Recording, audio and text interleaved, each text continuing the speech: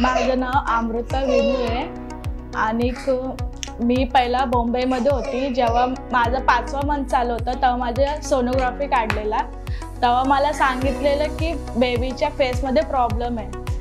तर आम्हाला बोलले की 1 मंथ नंतर परत एकदा सोनोग्राफी काढा, मग परत बघूया काय आहे। मग परत एकदा सोनोग्राफी काढली तेव्हा परत प्रॉब्लेम दाखवला, तर तेव्हा बोलले की तुम्ही बाहेरनं काढा सोनोग्राफी, तर तेव्हा नॉर्मल दाखवलं।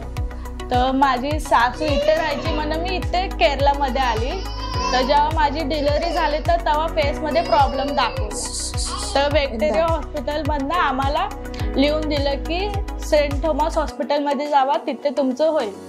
मग इथे कॅम्प होता तेव्हा आम्ही इथे आलतो बेबीला चेकअप करण्यासाठी।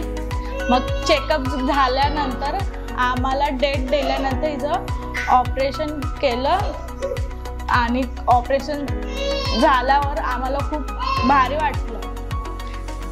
धन्यवाद।